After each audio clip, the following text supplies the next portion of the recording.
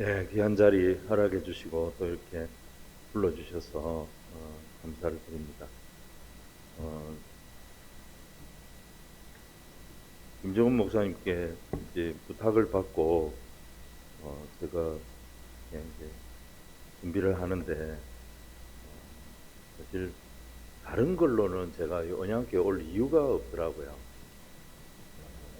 4월 달에 목사님하고 같이 일본 선교사 가족 수련회 선교로 이제 같이 갔다 왔는데 거기서 제가 목사님 설교를 처음 들었어요. 그래서 언양교회는 앞으로 부흥회가 필요 없겠다. 그런 생각을 했거든요. 무슨 말인지 못 알아듣는 성도들이 좀 많이 봤습니다. 어떤 강사가 와서 김 목사님 말씀 참 이렇게 은혜로운 말씀 그 이상의 말씀을 뭐 기대할 이유가 뭐가 있겠나 그런 생각을 했습니다. 그래서 제가 여기는 올 이유가 없어요. 이제 올 이유가 없는데 오늘 이 구국 기도회는 제가 그래도 다른 분들보다는 조금 할 얘기가 있을 것 같다는 생각이 들어서 목사님 전화가 왔는데 다른 것 같으면 제가 올리겠는데 그냥 좀 오겠다고 제가 그렇게 했습니다. 또 주일날 다 마찬가지입니다만 저희도 1부, 2부, 3부 하고 숨도 못 돌리고 바로 와가지고 성령께서 도우지 아니하시면 무슨 소리를 할지 모릅니다. 제가 여러분들이 그래도 뚝뚝같이 얘기해도 살뜰같이 알아듣는 그런 여러분들 되시기 바랍니다. 잠깐 기도하겠습니다. 사랑해 주님 감사합니다. 나라를 사랑하는 마음을 저에게 허락해 주시고 또 하나님께서 이 나라를 얼마나 귀히 여기시는지 잊지 않는 저희 성도들이 오히려 있게 해주셔서 감사합니다. 또 날마다 하나님의 인도하심을 잊지 않고 또 기도의 제목을 삼기 원하는 이런 귀한 자리가 저희 가운데 허락되어져서 너무 감사합니다. 주님, 오늘 모여서 우리가 함께 나라를 위해서 우리 다음 세대를 위해서 기도할 때 우리가 무엇을 회개할 것이고 또 우리가 무엇을 감사해야 될 것인가 우리가 한번 예배하며 주의 뜻을 찾아가는 귀한 시간 되도록 인도하여 주옵소서. 예수님 이름으로 기도합니다. 아멘. 잘 아시는 대로 1950년 6월 25일에 6.25 전쟁이 일어났죠. 전쟁이 발발하고 한 1년 정도 지난 뒤에 1951년 7월 10일부터 처음에는 이제 개성에서 시작이 됐습니다. 나중에는 우리가 잘 아는 판문점으로 장소를 옮겨서 이 전쟁을 중단해야 되겠다. 이 정전을 위한 회의가 물밑에서 시작이 됩니다. 이제 회담 결론이 나면 정전 협정을 맺는 겁니다. 정전 협정이 이루어진 모든 전쟁은 이제 중단이 되는 거거든요. 그래서 그때부터 전쟁이 더 치열해졌어요.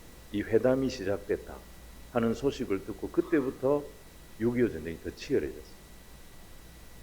국군과 유엔군 그리고 북한 인민군과 중공군 한 평이라도 서로 더 차지하기 위해서 치열한 전투가 벌어집니다.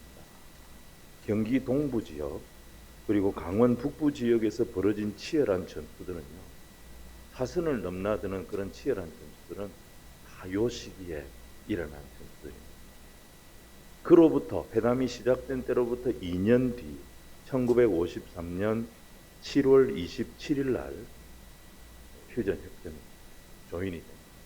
그때 사인을 누가 했느냐? 제가 지난 월요일에 평택에 있는 주한미군 사령부 캠프 험프리스에 초청을 받아서 갔습니다. 거기에 가면 유엔 사령부가 그 안에 있어요. 유엔 사령부에 가면 정전협정을 맺었던 그 문서가 있습니다. 거기에 보면은 유엔군 총사령관, 인민군 최고사령관, 중공군 최고사령원 요 세 명이 사인을 했어요. 그리고 정전협정이 이루어집니다.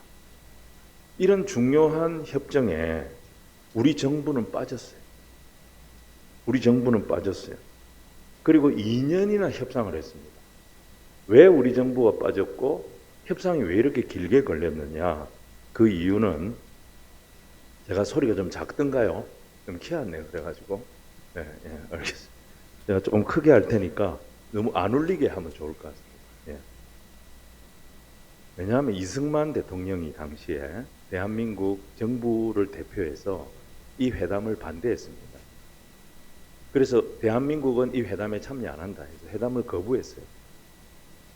그래서 이제 우리는 그 사인을 안 한 겁니다. 사인을 못 한 게 아니고 대한민국 정부는 휴전협정 전쟁을 끝내야 된다고 봤어요. 어떻게든지 통일을 해야 된다고 봤지. 이승만 대통령은 전쟁을 중단하면 분단이 되지 않냐. 그래서 우리는 분단을 원치 않는다. 우리는 어떻게든 통일을 시켜야 된다. 왜냐하면 실컷 싸워서 수많은 사람 죽었는데 이대로 끝내면 우리는 뭐가 되냐? 우리는 전쟁 끝내야 된다. 그래서 사인 안 했어요. 그리고 회담이 장기간 이제 표류하게 된 여러 가지 이유가 있는데 제일 큰 이유는 전쟁 포로 문제예요. 전쟁 포로를 어떻게 처리할 것이냐. 이거에 대한 이견이 굉장히 심했습니다. 전쟁 포로, 요건 이제 제가 제가 요번에 이거 오라 그래가지고 다시 연구를 다시 한 겁니다. 그래서 거의 데이터가 정확합니다. 전쟁 포로 처리 문제에 대해서 북한의 김일성과 중국 공산당은 전원 자국으로 일방 송환을 해야 된다. 그러니까 인민군 포로는 무조건 중국은 중국, 북한은 북한으로 강제 송환을 해야 된다. 일방 송환을 해야 된다. 일괄 송환을 해야 된다. 그렇게 주장을 했고 우리 정부하고 유엔군의 입장은 인민군 포로들 중에 반공 포로가 있다. 공산당을 원치 않는 그런 포로들이 있다. 이 사람들은 이북으로 갈 이유가 없다. 이북으로 갈 이유가 없으니 개개인의 선택권을 존중해 줘야 된다. 그래서 송환은 일괄 송환이 되면 안 되고 자기 의사에 따라서 자유 송환이 돼야 된다. 이게 우리 정부의 입장이었어요. 왜냐하면 인민군 포로들 중에 상당수가 38선 이남 지역에서 전쟁이 많이 이루어졌기 때문에 인민군에 의해서 강제 징집된 인원들이 너무 많았어요. 이 사람들이 포로가 된 거예요. 이 사람들은 집도 다 이남 지역에 있었어요. 우리 대한민국 안에 있었어요. 근데 인민군이 점령하면서 강제 징집을 해가지고 전쟁에 데리고 나갔기 때문에 포로는 됐지만 자기는 북한에 갈 이유가 없는 거예요. 그래서 이런 사람들이 있기 때문에 일괄 송환은 안 된다. 본인 의사에 따라서 자유 송환을 해야 된다. 이걸 거부한 거예요. 그래서 나중에 이제 절충안이 만들어집니다. 절충안이 뭐냐면 1차로 자국 송환을 원하는 포로들은 자국으로 송환한다. 그러니까 인민군 포로는 북한으로 다 데려간다. 이게 1차. 근데 이 송환을 거부하는 포로들에 대해서는 각국의 대표들이 권유를 한다. 인민군 포로인데 북한으로 가야 안 되겠나? 권유를 한다. 그리고 이것도 거부할 경우는 제3의 중립국으로 데려가서 그곳에서 각자 자유의사에 따라서 자기 갈 곳으로 가도록 한다. 이렇게 잠정 합의를 했어요. 이게 53년 7월에 협정이 되거든요. 근데 53년 6월에 이게 이제 합의가 된 거예요. 근데 이승만 대통령은 이 절충안에 대해서도 거부한 거예요. 우리는 반대한다. 이승만 대통령이 보통 사람이 아닙니다. 반공 포로들 대부분이 우리나라 사람. 근데 그 사람들이 왜 대한민국 정부 대표가 아니고 북한 대표의 권유를 받아요? 이게 말이 권유지. 자기들이 우리는 송환에 거부합니다라고 자기 의사를 표현하는 순간 이 사람이 노출이 돼요. 이 사람의 정보가 다 노출이 됩니다. 노출이 되는 순간 그 사람은 수용소 안에서 못 산다. 죽는다 잘못하면. 이런 분위기에서 그 사람이 자기는 북측으로 가는 것을 원치 않습니다. 이런 말을 할 수 있겠나? 결국 이 사람들 다 끌려가는 상황이 벌어질 수밖에 없다. 실제로 여러분 거제도 포로 수용소 지금 다 있잖아요. 가보면 1951년부터 53년 7월까지 여러분 거제도 포로 수용소에 15만 명이 수용이 돼 있었거든요. 중공군 포로가 2만 명, 북한 인민군 포로가 13만 명. 근데 여러분, 여기는 거의 다 그 친공 공산주의를 인정하고 받아들이는 사람들이 대부분 거기 있었어요. 근데 이 포로 수용소는 밤이 되면 유엔군 군인들이 이제 지키다가 밤이 되면 빠져나옵니다. 무서워가지고. 포로 수용소 안이 포로들에 의해서 다 질서가 잡혀요. 밤에는 무법죠. 공산군 포로들이 포로 소장을 납치합니다. 미군 준장이거든요. 도트 준장을 납치를 했어요. 포로들이 포로 수용 소장을 납치를 했어요. 감금을 시켰어요. 통환을 희망하는 어디로 갈 건지 그 조사를 하려고 조사단이 들어왔는데 그 조사단을 공격했어요. 철조망 같은 거를 풀어가지고 그걸 가지고 사제 무기를 다 만들었어요. 포로들이. 이걸 가지고 공격을 해서 유엔군이 한 명 죽고, 유엔군이 한 명 죽으니까 유엔군들이 바로 발포를 한 거예요. 그렇게 해가지고 77명 포로가 사망하는 일이 벌어졌어요. 이승만 대통령이 이걸 다 알고 있기 때문에 그 사람 신분이 노출되면 그 사람 수용소 안에서 못 산다. 누가 나는 통환을 원치 않습니다. 면담합시다. 그렇게 말할 사람이 없다. 이승만 대통령은 지금 그때 분위기는 뭐냐면 전쟁이 이제 길어지니까 미국도 굉장히 본국에서 압박을 많이 받아요. 왜 남의 나라에 가가지고 우리나라 젊은이들이 이렇게 많이 죽어야 되느냐. 그래서 계속 군인들을 철군시켜라. 이런 압박이 많았어요. 그래서 빨리 전쟁을 끝내고 미국도 자국으로 돌아가려고 했습니다. 근데 그런 미축에 대해서 우리 정부의 또 우리 국민들의 통일에 대한 강한 의지를 보여줄 필요가 있었어요. 대통령은. 우리 국민들이 이런 생각을 하고 있다. 그리고 또 하나는 뭐냐. 미국이 떠나고 난 뒤에 다시는 이 땅에 이런 전쟁이 일어나지 않을 수 있도록 확실한 어떤 평화 유지, 한반도 평화 유지에 대한 약속을 하나 장치를 만들어 달라. 이걸 우리가 받아내야 된다. 이게 없으면 우린 또 전쟁을 하게 된다. 이게 이제 이승만 대통령의 생각이었어요. 근데 이게 이제 자기 의도대로 안 되는 거예요. 그래서 정전협정에도 안 들어가고 정전협정 절충안도 거부하고 우리는 통일을 원하고 만약에 미군이 이 상태에서 떠나면 전쟁이 중단된 거기 때문에 또 전쟁이 일어나면 또 한반도는 불바다가 됩니다. 우린 또 이 고생을 다시 해야 됩니다. 그러니까 평화를 정착시킬 수 있는 카드를 하나 주고 가라. 가려면. 근데 이 분위기가 계속 그냥 전쟁을 끝내는 쪽으로 중국, 북한, 유엔군 이쪽으로 가는 거예요. 그래서 이승만 대통령이 아무도 생각 못했던 카드를 자기가 저질러 버립니다. 그게 뭐냐? 방공포로 석방입니다. 1953년 6월 18일 0시 대한민국 육군 헌병사령부가 주도해가지고 방공포로들 석방이 강행이. 거제도 포로 수용소는 이게 섞여 있어요.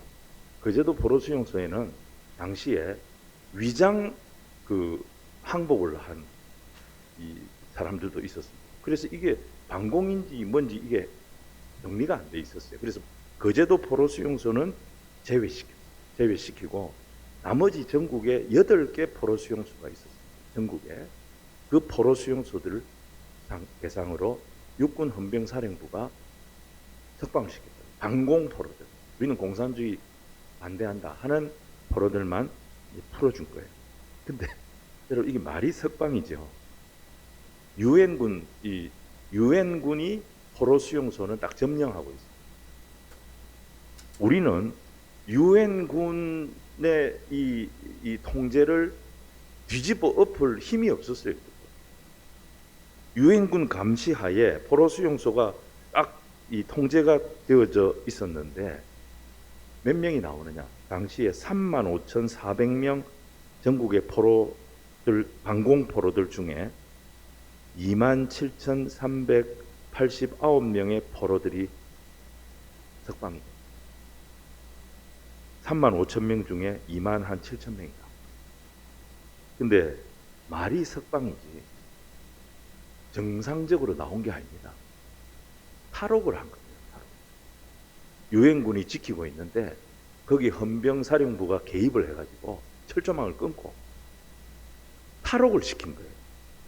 그래서 61명의 포로들이 포로 석방돼가지고 나오다가 사살당했어요. 이 반공포로 석방 때문에 온 세계가 발칵 뒤집힙니다. 처칠은 그때 영국 수상 처칠은 그때 면도하다가 얼굴을 지가 칼로 베버렸다 그랬어요. 놀래가지고 이승만 하야시켜라 그렇게 이제 주장을 했고, 미국의 아이젠하워는 이승만이 어떻게 그러죠? 이승만에 대한 배신감 때문에 한반도에서 미군 바로 철군시켜요. 이 판단을 할 정도였다. 그리고 실제로 미국 정부에서는요, 에버레디 작전, 에버레디 작전이 무슨 작전이냐면 이승만을 계속 둬서는 안 되겠다. 암살해서 제거시켜야 됩니다.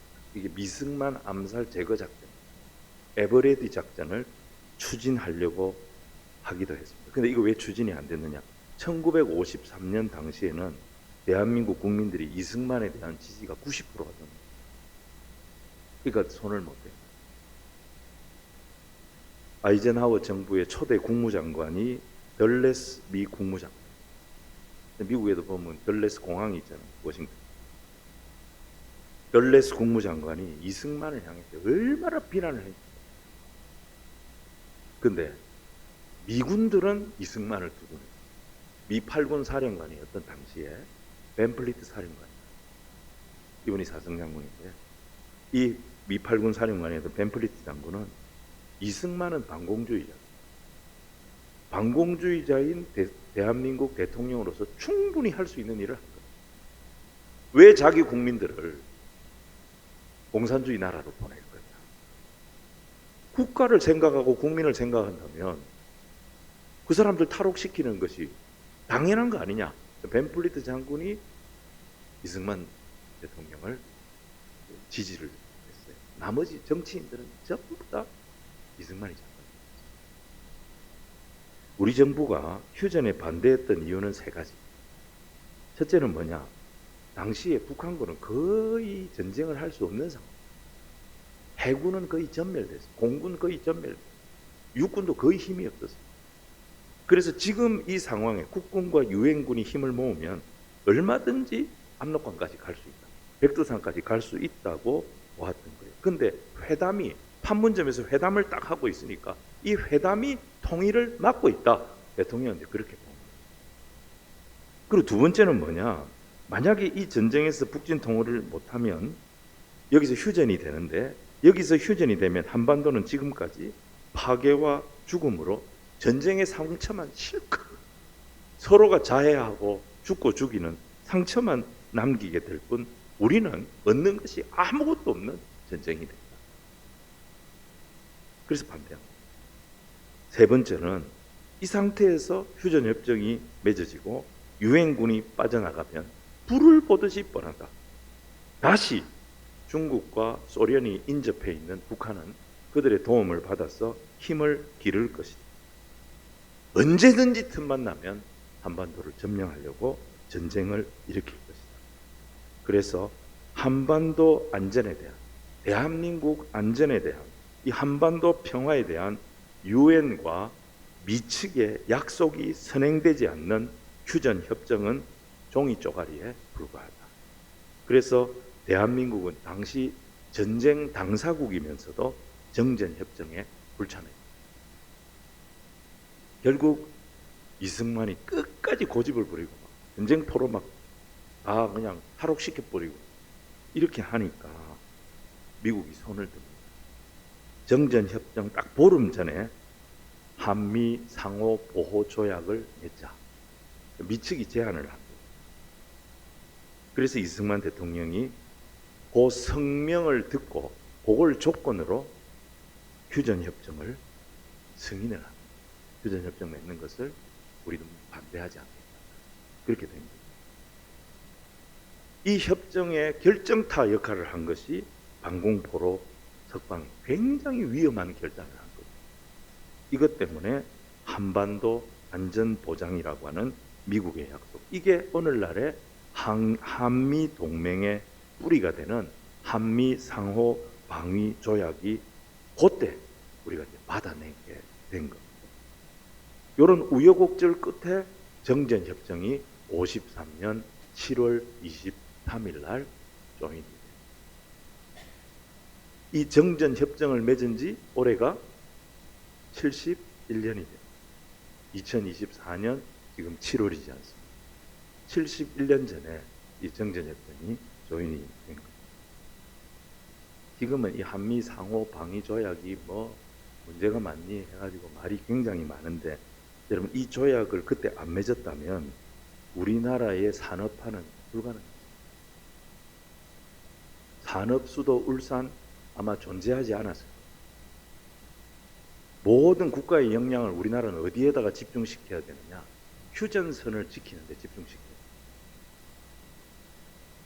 북한군처럼 군대생활 한 20년씩 시켜야 돼요. 그렇게 해야 북한, 중국, 러시아가 하나가 돼가지고 딱 버티고 있는 적을 커버할 수 있는 거죠. 그래도 힘이 없죠. 한미 동맹이 있었기 때문에 안보 분야는 우리가 유엔군과 주한미군 사령부의 도움을 받습니다.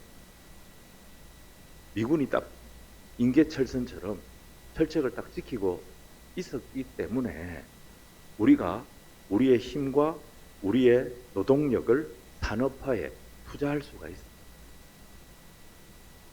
안보를 그들의 도움을 받아서 더 이상 한반도에서 전쟁이 일어나지 않도록 전쟁을 억제시키는 도움을 받았기 때문에 이게 한미동맹이고 한미 상호 방위 조약의 정신이거든요.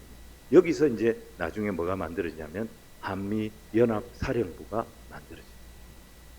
제가 군대 생활하면서 제일 마지막으로 근무했던 부대가 바로 이 한미 연합 사령부였어요. 그래서 제가 이 내용을 정리를 좀 할 수가 있었습니다. 안보를 미치게 도움을 받았기 때문에 박정희 대통령 때 우리는 새마을 운동을 할 수 있었습니다. 경제개발 5개년 계획도 세울 수가 있었어요. 일단 먹고 살아야 되니까 먹고 사는데 모든 국가 자본을 집중시킬 수가 있었다 하는 것을 우리가 알아야 돼요. 근데 지금 우리 국민들 사이에서는 이 참 가슴 아픈 역사들을 다 지나가는 한 시대의 사건으로 잊혀지고 있는 것이 사실입니다. 근데 우리가 잊어서는 안 될 것이 바로 역사의 교훈입니다. 여러분, 아무리 크고 강하고 잘 사는 나라라도 역사관이 잘못되면 나라 망하는 것은 시간. 역사를 통해 배우지 않는다. 역사를 통해 배우지 않으면 비극이 반복이 됩니다. 동일한 비극이 반복이 됩니다. 역사는 지나가는 겁니다. 과거지요. 근데 역사가 남긴 교훈은 우리의 마음속에 간직합니다.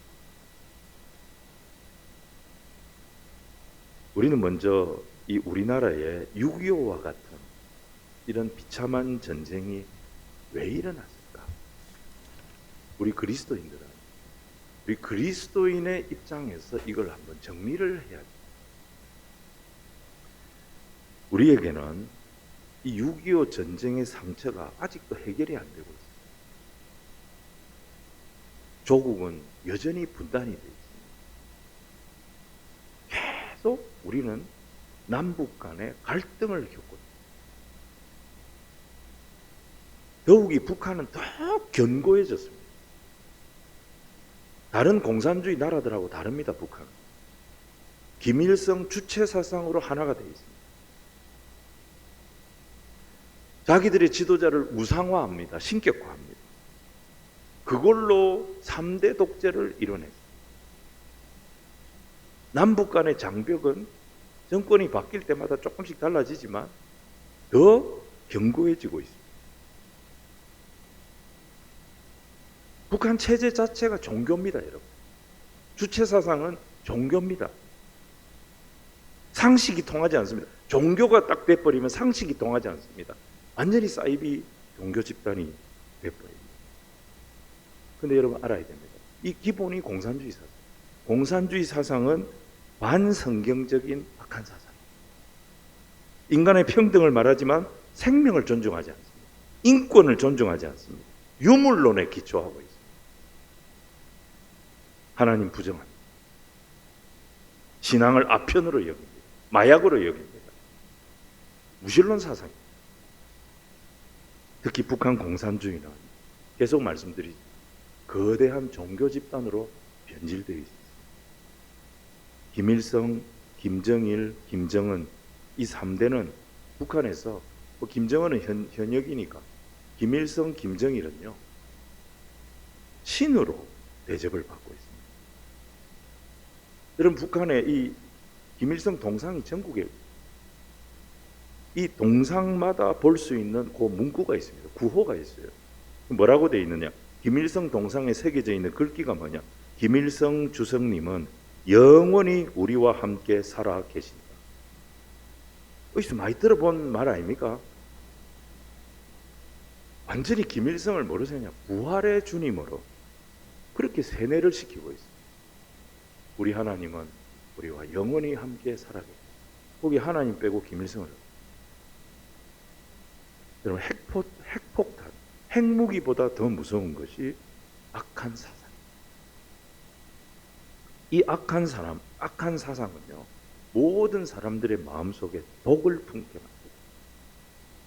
만듭니다. 결국에는 독을 품고 싸우다가 같이 멸망하도록. 그리고 그 후대에도 계속 악한 영향을 미치도록 만듭니다. 특별히 하나님을 부정하고 하나님을 대적하게 만들어가지고 모든 사람들을 영적으로 죽게 만드는 사상. 이게 악한 사상. 사람의 마음의 평안을 빼앗아갑니다. 서로 갈등하게 만듭니다. 그래서 같이 파괴시킵니다. 이게 악한 사상. 6.25 전쟁은 하나님을 부정하는 악한 사상이 일으킨 무서운 비극 전쟁입니다. 근데 왜 이 땅에 이런 비극적인 전쟁이 일어났는가?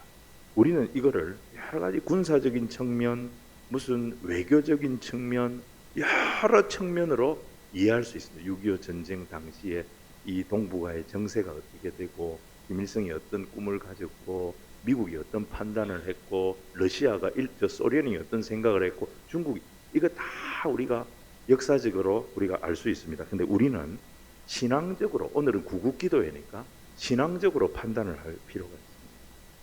기독교의 역사관을 섭리사관이라고 합니다. 우주든 개인이든 하나님의 섭리 아래 있다. 이렇게 보는 역사관이 섭리사관입니다. 그리고 그 하나님의 섭리의 중심이 뭐냐? 예수 그리스도께서 피로 값주고 사신 주님의 몸된 교회입니다. 만유의 주가 되신 그리스도가 교회의 머리가 되신다. 그리고 그 교회가 역사의 중심이다. 그리고 그리스도는 만물의 구주가 되신다. 이게 우리가 믿는 섭리사관, 우리가 믿는 신앙에 기초한 섭리사관의 이 개념입니다. 우리 신앙인들은 이런 관점으로 역사를 좀 볼 필요가 있다. 왜? 우리는 신앙이 있습니다. 우리는 하나님 섭리를 믿으니까. 저는 조국의 분단 현실과 교회를 생각할 때 그 핵심에 뭐가 있는가? 한국 교회의 신사참배. 이게 핵심입니다.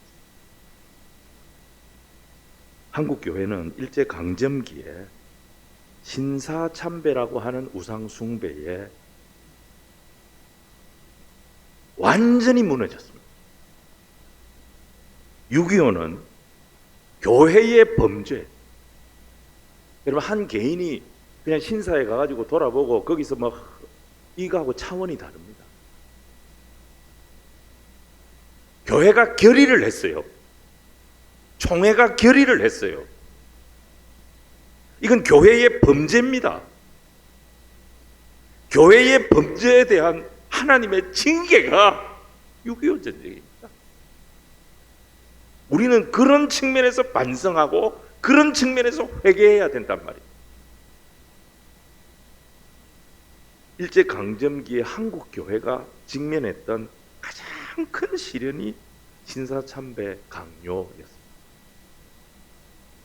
한국 장로교회는 그때 하나였어요. 한국 장로교회는 처음부터 확실하게 반대하고 우리가 신사참배 할 수 없다, 투쟁을 했습니다.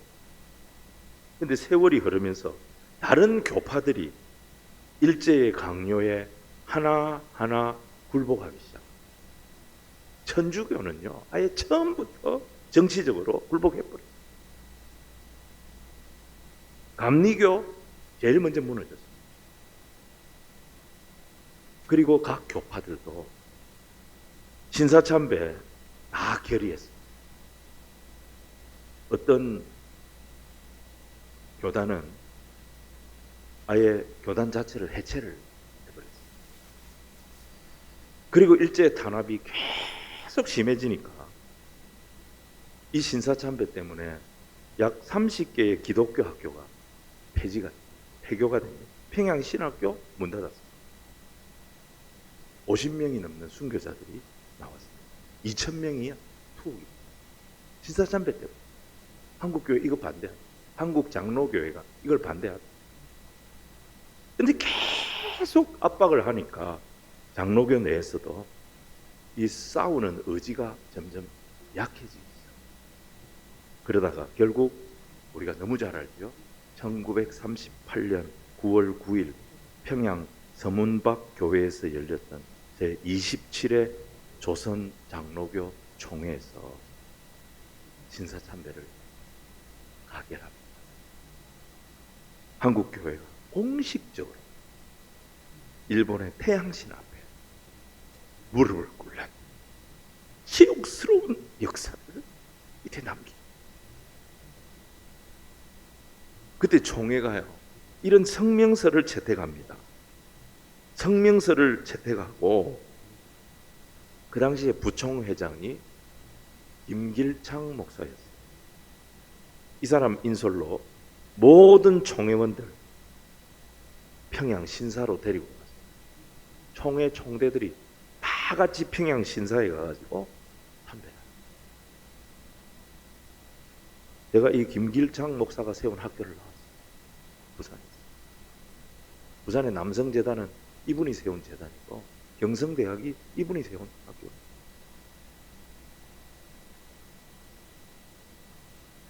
평양에 제일 이쁜 산이 금수산입니다. 금수산. 금수산에 궁전이 있죠. 김일성 궁전이 있잖아요. 금수산 자락에 광풍정이라고 하는 대동강이 쫙 보이고 을밀대가 다 보이는 정말 아름다운 정자가 있던 그 자리에 일본 신사를 일본 사람들이 세웠어요. 그 일본 신사에 제27회 조선 장로교 총회에 참석했던 총대들이 그 신사에 가서 입을 씻고 절을 하고 박수를 치면서 신사참배 의식을. 신사참배할 때 입을 먼저 씻고요, 오른손을 씻고 왼손을 씻거든요. 씻고 절하고 바쁘죠. 바로 몇 시간 전에 서문박 교회 예배당에서 찬송 부르던 그 입, 기도하기 위해 모았던 그 손으로 당시 총회가 결의한 결의문 일부를 제가 읽어드리겠습니다. 등은, 우리는 이 말이죠. 등은 신사는 종교가 아니요 기독교의 교리에 위배되지 않는 본의를 이해하고 신사참배가 애국적 국가의식임을 자각하며 이런 신사참배를 솔선수범하고 추히 국민정신 총동원에 참여하여 비상시국하에 총후 황국신민으로서의 열성을 다하기로 기함. 너무 수치스럽고 너무 치욕스러운 그런 결의를 총회가 한 거예요. 총회가. 이게 하나님 앞에 범죄한 거예요. 교회가. 여러분, 죄 중에 제일 무서운 죄가, 십계명의 제일 무서운 죄가 우상숭배하는 거예요. 우상숭배는 하나님을 부인하는 거예요. 하나님을 배신하는 거예요. 영적인 음행을 저지르는 거예요. 여러분, 장로교가 신사참배 앞에 딱 무너지니까 일제는 그때부터 신사참배를 반대하는 성도들을 노골적으로 죽이기 시작하고 탄압하기 시작하고 잡아들이기 시작합니다. 너가 총회가 결정했니? 너는 왜 총회 결정에 따르지도 않냐? 국가 결정도 안 따르고 총회 결정도 안 따르고 너는 정말 나쁜 놈이다. 그래서 무작위로 잡아들이고 고문을 하고 그렇게 했어요. 거기다가 총회는 신사참배 반대하는 목사 장로들 교회에서 제명시켰어요. 면직시켰습니다. 심지어는 이들을 당국에다 명단을 줘버렸어요. 신국으로 총회가 있어요. 일제가 교회를 장악하는 것을 교회가 도왔어요. 근데 해방 후에도 한국 교회는 이 죄를 회개하고 청산하는 일을 거의 안 했어요. 오히려 신사참배 반대하다가 옥고를 치르고 해방이 돼서 줄어간 성도들, 우리 고신이 거기서 나온 거 아닙니까? 그 성도들을 향해서 뭐라고 조롱했느냐? 자기 의를 태양빛처럼 자랑하고 스스로 거룩한 채 하는 자들. 해방 후에 신사참배 끝까지 반대했던 추록 성도들이 평양 산정현 교회에 다 모였습니다. 해방 때 거기서 집회를 갖고 한국 교회 재건을 위한 기본 원칙을 발표했습니다. 일제에 의해서 더럽혀진 한국 교회가 다시 일어서려면 회개해야 된다. 회개하고 다시 서야 된다. 이 주장을 하면서 재건의 원칙을 몇 개를 발표했어요. 그 중에 중요한 게 세 가지입니다. 첫 번째가 뭐냐면 교회의 지도자들, 목사 장로는 모두 신사참배를 했다. 그래서 권징을 받아야 된다. 7일을 받아야 된다. 7일을 받고 통회 정화한 후에 다시 교역에 나설 것. 다 사표내라고 한 거 아닙니다. 진실한 마음으로 회개하고 스스로 7일을 받자. 우리가 7일 받고 그리고 우리 스스로 통회 자복하고 정화하고 다시 목회에 나서자. 이 결의를 한 거예요. 두 번째는 권징은 어떻게 하느냐? 자책 혹은 자숙의 방법으로 하되 얼마나 낮췄습니까? 다 범죄했으니까 누가 누구를 치리하겠습니까? 그러니까 자책, 자숙의 방법으로 하되 목사는 최소한 2개월간 휴직하고 통회 자복한 후 교회의 신임을 다시 물어서 심우하도록 한다. 여러분, 이게 가장 기본이지 않습니까? 이 결의를 한 거예요.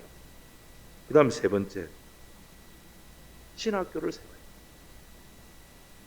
여러분, 이 주록 성도들이 신학 교육이 왜 중요한가 뼈저리게 느끼고, 신사참배한 교수들이 가르치는데 거기서 뭘 배우겠나? 신학 교역자 양성을 위한 신학교를 다시. 신학교에서 똑바로 안 가르치면 한국 교회 내일이 없다. 이렇게.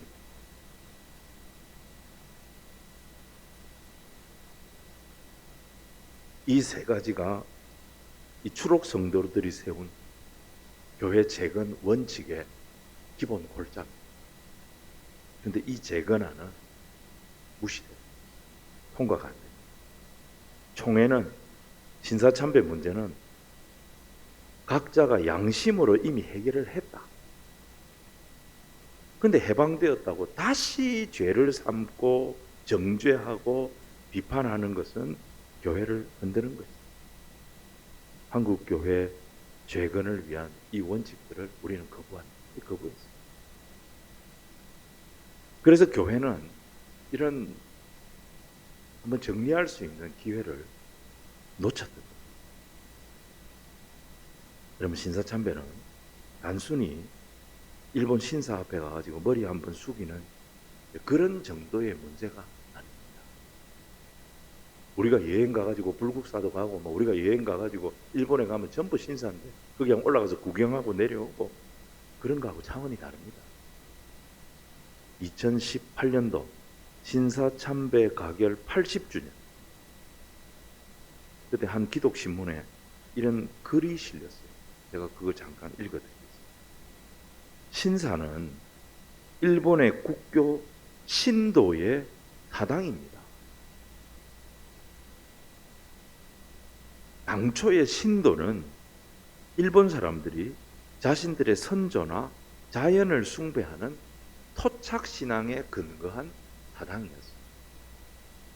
근데 1868년 명치 유신, 메이지 유신 이후 천황의 권위를 강화하기 위해 신도를 적극 활용하면서 국가 종교로 부각을 시켰습니다. 대륙 침탈에 야욕을 불태우던 일제는 자신들이 점령한 지역에서는 반드시 이 신사를 세워서 상대 민족과의 사상적, 종교적 통합을 꾀했고, 우리나라에도 1876년 개항 이후 전국에 수많은 신사를 설치했습니다. 처음에는 일본 거류민들 중심으로 민간 차원에서 건립하고 운영이 되어졌지만 1910년에 무슨 일이 있었습니까? 한일 합방이죠. 한일 병탄이 있습니다. 한일이 병탄된 뒤로는 본격적으로 국가 차원에서 설립, 운영하기 시작했습니다. 신사는 일본인들이 천조 대신이라 부르는 태양 여신 아마테라스를 제신으로 섬기는 사당입니다. 그 앞에 머리를 조아린 이들은 기독교 교리에 위배하지 않는다, 이것은 애국적 국가의식이다며 스스로를 변명했지만 신사참배는 변명의 여지가 없는 우상숭배이자 배교. 한국교회는 그렇게 쓰러졌습니다. 한번 내준 신앙의 정절은 속절없이 교회를 무너지게 만들었습니다. 이후 장로교 총회 기간에는 신사참배가 당연한 절차처럼 실시되었고, 총회를 시작할 때 우리가 성찬을 하고 총회를 시작하지 않습니까? 개회하기 전에 예배 드리고, 그 예배 드리기 전에 신사참배부터 했습니다. 전국 교회로부터 헌금을 거두고 예배 시간을 알리는 교회에 옛날에 종탑이 있었죠. 종을 다 거둬들여서 일본 군대의 무기 구입 자금으로 헌납했습니다. 그 결과 1942년에는 조선 장로호라는 이름이 붙은 일본군 전투기를 헌납했습니다. 일본 제국주의를 찬양하는 전투기를 헌금을 모아서 만들어준 겁니다. 이름 있는 목사들은 결의의 청년들을 점령군의 용병으로 내몰았고, 일제의 대동아 전쟁에 협력하도록 교회를 독려하는 치국 강연의 연사로 등장했습니다. 한때 동방의 예루살렘이라 불리던 평양의 교회들은 신사참배 결의 이후 쇠락의 길로 가다가 결국 해방 이후에도 회복되지 못했고 무서운 암흑기가 도래했던 것입니다. 제가 이 기독신문에 실린 글을 이렇게 보면서 참 마음이 아파요. 과거의 범죄에 대한 단순한 부끄러움보다도 한국교회 오늘의 모습이 그때의 모습과 별 다를 것이 없기 때문에, 과연 지금 우리가 저도 이렇게 떠들고 있지만 그 시대에 살았더라면 우리는 그 앞에서 우상에 절하지 않고 일제 앞에서 믿음 지키고 영적인 정절을 지킬 수 있었을까? 여러분, 느헤미야는 예루살렘이 함락되고 성전이 불타고 성벽이 무너져서 예루살렘 사람들이 계속해서 고통 가운데 살고 있다, 이 소식을 듣고 느헤미야는 울며 금식하며 옷을 찢으며 회개했다. 여러분, 우리도 이 느헤미야처럼 정말 하나님 앞에 통곡하고 회개하고 기도하는 모습이 있어요. 일제를 원수로 삼자는 얘기가 우리가 저질렀던 죄, 교회가 우상 숭배의 죄를 저질렀다는 것을 인정하고, 우리도 그 시대에 살았으면 똑같은 죄를 저지를 수 있었는데 한국교회가 이 부분에 대해서 정리하는 역사, 우리가 이것에 대해서 대한민국에 대하여, 이 한반도의 우리 민족에 대하여 부끄러운 마음이 있어야 한다는 거예요. 하나님은 참 이상하게도 해방 이후에 우리 대한민국에는 엄청난 복을 주셨어요. 전 세계에서 대형 교회들이 거의 다 이 조그마한 한반도 서울에 다 있어요. 한강의 기적이라는 기적이 일어나도록 이 짧은 기간에 대한민국은 전 세계가 주목하는 선진국이 되도록 만들어요. 세상 사람들은 이거를 한강의 기적이다 이렇게 부르죠. 기적입니다. 근데 그냥 기적이 아니에요. 이건 하나님의 은혜입니다. 하나님의 특별한 축복입니다. 근데 우리는 이 하나님의 은혜를, 이 하나님의 축복을, 한국 교회와 우리 성도들은 이 하나님의 은혜, 이 하나님의 축복을 두려운 마음, 왜 우리에게 하나님이 이런 은혜, 왜 하나님 우리에게 이런 복을 주시는, 왜 하나님께서 이 땅에 우상 숭배 가결했던 이 땅에 이런 영적인 부흥, 신앙의 부흥을 허락해 주시는, 두려운 마음, 이 축복을, 이 은혜를 두려운 마음으로 생각하고 두려운 마음으로 사용하고 있냐? 우리는 지금 어떻게 하나님을 섬기고 있냐? 우리는 이 조국의 빚진 자들, 교회가 범죄하여 이 땅이 고통을 당해 1000만 명이 넘는 사람들이 고통, 교회, 우리는 이 조국을 어떤 마음으로 섬겨야 돼? 우리가 이 조국에 진 빚을 한국교회가 어떻게 갚아야 돼? 우린 저 북한의 유물주의자들을 막 손가락질하고 욕하고 있지만 우리도 또 다른 유물주의자들이 돼 있어요. 황금을 하나님처럼 숭배하고 있지 않습니까? 성공을 하나님처럼 숭배하고 있지 않습니까? 여러분, 이제 하나님께서 진짜 우리가 밥 먹고 살 정도 수준, 그게 우리의 기도 제목이었어요. 먹고 살게만 해달라는 것이 우리 선배들의 눈물의 기도였는데, 지금 우리가 밥 먹고 사는 거 위해서 기도하는 성도 있습니다. 어쩌면 좀 안 먹을까? 이거 놓고 기도하는 사람 봤어요. 먹고 살게 됐습니다. 맛집 찾아다니고 좋은 데 찾아다니고, 그런 거 자랑할 게 아니라 이제는 우리가 하나님의 나라를 생각해야 될 것입니다. 하나님이 우리 먹고 사는 거 걱정 안 하게 해주셨다면 어떻게 하면 이 땅 위에 하나님의 긍휼이 부어지고 하나님의 평화가 부어지고 하나님의 정의가 실현될 수 있도록, 주의 복음이 편만해질 수 있도록 우리가 이것을 위해서 어떤 헌신을 할 건가, 우리가 이것을 위해서 어떤 수고를 할 건가, 이걸 놓고 기도해야 하지 않겠냐는 거예요. 조국을 위해, 하나님 나라를 위해 우리는 지금 무엇을 드리고 있습니까? 무엇을 헌신하고 있습니까? 말만 기도하고 말만 부르짖지 정말 나라를 위해서 눈물로 기도하는 그런 경험이 있으십니까? 여러분, 오늘 기가 막힙니다. 역대하 7장 14절. 이걸 뭐라 부르냐면 714 기도라고 그래요. 오늘이 며칠입니까? 오늘이 며칠입니까?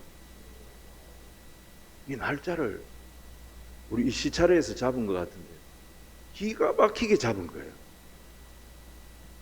7월 14일 날 역대하 7장 14절을 놓고 714 기도를 하는 거예요. 가슴에 품고 우리를 돌아보고 역사를 돌아보고 하나님 앞에 우리는 이 땅의 빚진 자, 대한민국의 빚진 자예요. 저 북녘 동포들한테 우리는 빚진 자. 이 마음을 가지고 회개하면서 한국교회가 기도해야 돼요.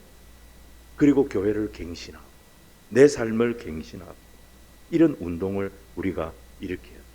자, 여러분 역대하 7장 14절 우리 한 번 더 같이 한번 읽었으면 좋겠습니다. 같이 읽겠습니다. 시작.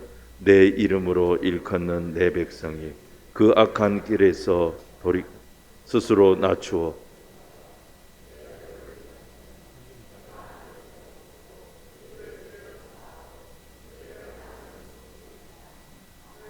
이게 하나님 말씀. 이게 하나님의 약속입니다. 우리가 돌이켜서 우리의 자고해진 마음을, 교만한 마음을 낮추기 시작하고 눈을 들어 주의 얼굴을 바라보고 웬 은혜입니까? 웬 사랑입니까? 우리는 지은 게 죄밖에 없고 우리는 이 땅에 큰 범죄를 한 집단인데 하나님 우리에게 왜 이런 은혜를 주십니까? 주여 우리의 죄를 고백합니다. 불쌍히 여겨주십시오. 회개하는 주의 백성들 사용하십시오. 이 땅을, 이 갈라지고 쪼개진 이 땅을 주여 다시 고쳐 주시옵소서. 지금 우리가 누구 탓을 할 때가 아니에요. 여당 탓을 하고 야당 탓을 하고 대통령 탓을 하고 야당 지도자 탓을 하고 젊은 세대를 탓을 하고 나이든 기성세대를 탓을 하고 전라도를 탓을 하고 경상도를 탓을 하고 북한을 탓을 하고 우리 그런 거 할 때가 아닙니다. 우리가 깨어서 기도해야 될 때입니다. 주님 이 땅을 고쳐 주옵소서. 영육간에 소망 없이 죽어가는 저 북녘 땅을 불쌍히 여겨 주옵소서. 입으로만 신앙생활했던 우리의 죄를 회개합니다. 은혜를 당연한 권리로 생각했던 우리의 안일함, 우리의 교만을 용서하여 주옵소서. 자신과 자신의 가족밖에 보지 못했던 우리의 이기주의, 개인주의를 불쌍히 여겨 주옵시고 물질과 규모와 숫자에 빠져 살았던 우리의 기복신앙을 회개하오니 하나님 우리 용서하시고 우리를 새롭게 하여 주시고 이 땅을 고쳐 주옵소서. 이것이 저와 여러분의 기도가 되어져야 될 줄로 믿습니다. 하나님은 은혜의 하나님, 살리시는 하나님, 우리의 죄를 인정하고 주님 앞에 엎드리기만 합니다. 다시 기회를 주시고 다시 소망을 주시고 우리 같은 자를 들어서 이 허물 많은 한국교회를 들어서 다시 열방을 구원하는 은혜의 통로가 되도록 사용하여 주실 줄로 믿습니다.